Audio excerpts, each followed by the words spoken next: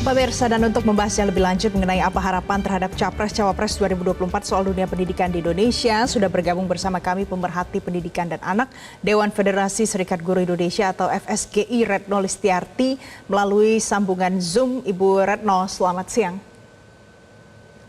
Selamat siang, Mbak Siang. Valen. Sehat ya? Sehat, Ibu Retno. Ibu Retno, besok kita akan melihat nanti debat terakhir ya untuk para capres ini.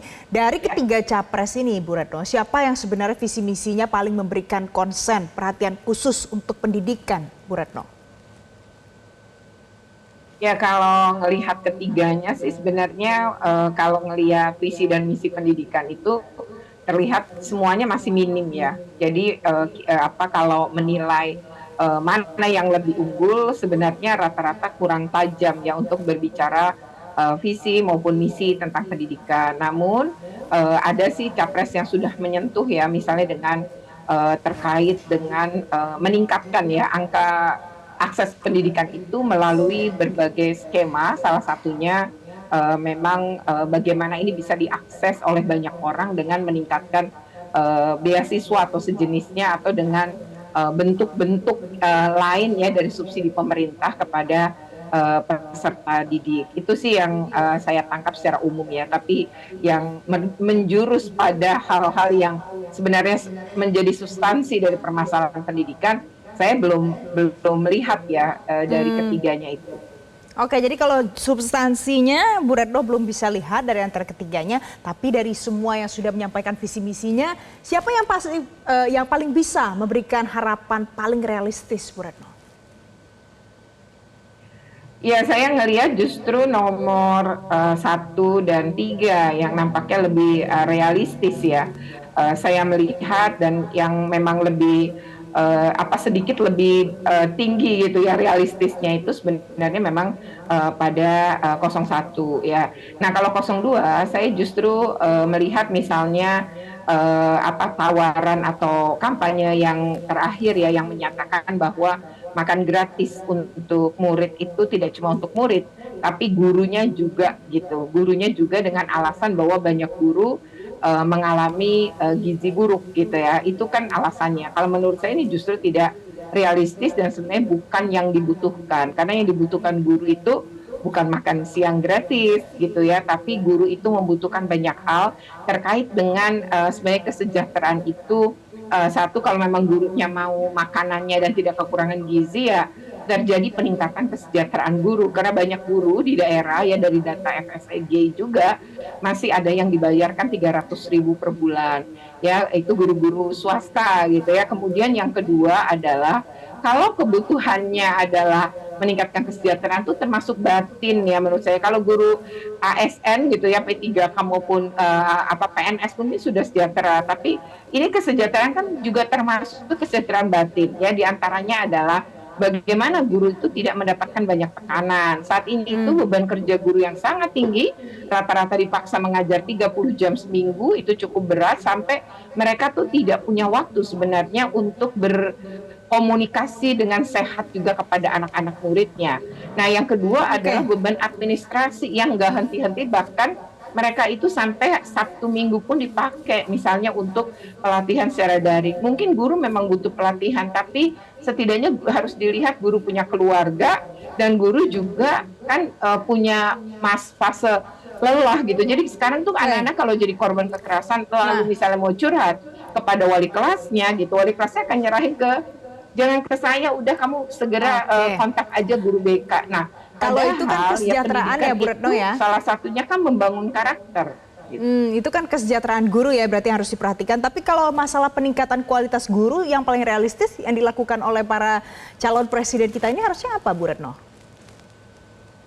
Ya, sebenarnya kalau bicara masalah pendidikan, kita berarti bicara dua hal ya, Mbak. Yang pertama adalah bicara akses, yang kedua adalah bicara kualitas. Saya melihat sih seluruh ini baru berbicara di level akses ya, baik 1 maupun 3. Terus kalau yang 2 ya tadi kan dukungannya adalah soal makan gitu ya. Sebenarnya nggak dibutuhkan gitu. Kalau mau nanya guru-guru, saya rasa bukan itu yang mereka butuhkan.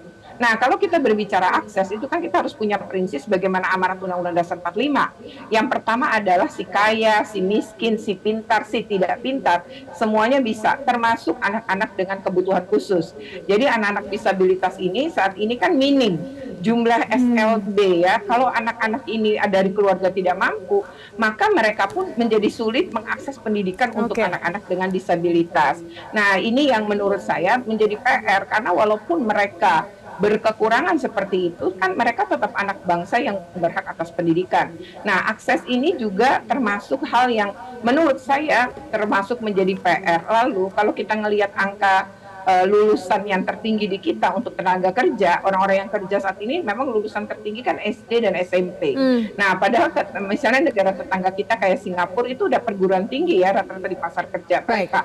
Nah, ini berarti harus ada peningkatan nih ya dari Baik. sekarang masih SD dan SMP ya harusnya mulai SMA kalau bisa perguruan tinggi. Nah, skema kayak begini atau tawaran seperti ini saya belum tangkap ya. Paling misalnya Kak Ganjar mengatakan satu keluarga satu sarjana. Mungkin dalam upaya tadi diakses kan. Kita belum bicara lagi soal kualitas nih. Nah, kalau kita berbicara pada kualitas, maka yang pertama harus ditingkatkan kualitasnya adalah guru. Nah, bagaimana meningkatkan kualitas guru? Banyak cara.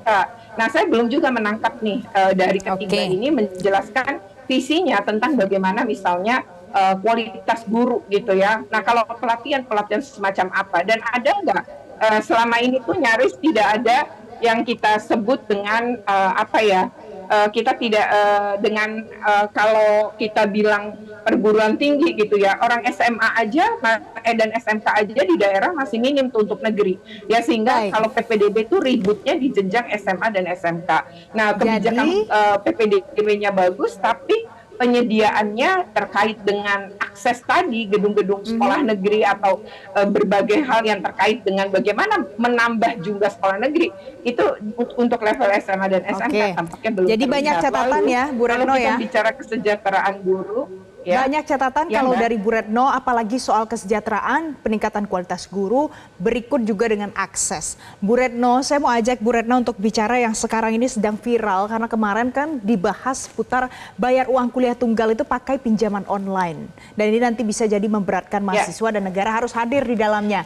Nah, dari antara ketiga capres ini harusnya bertindak apa untuk hal seperti ini, Bu Retno?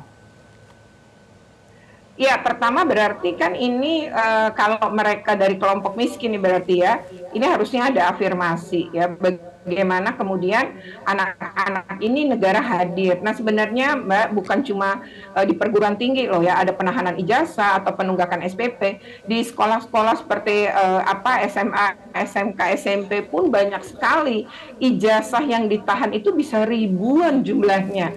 Dan di dalam satu sekolah aja loh. Jadi dari angkatan ke angkatan.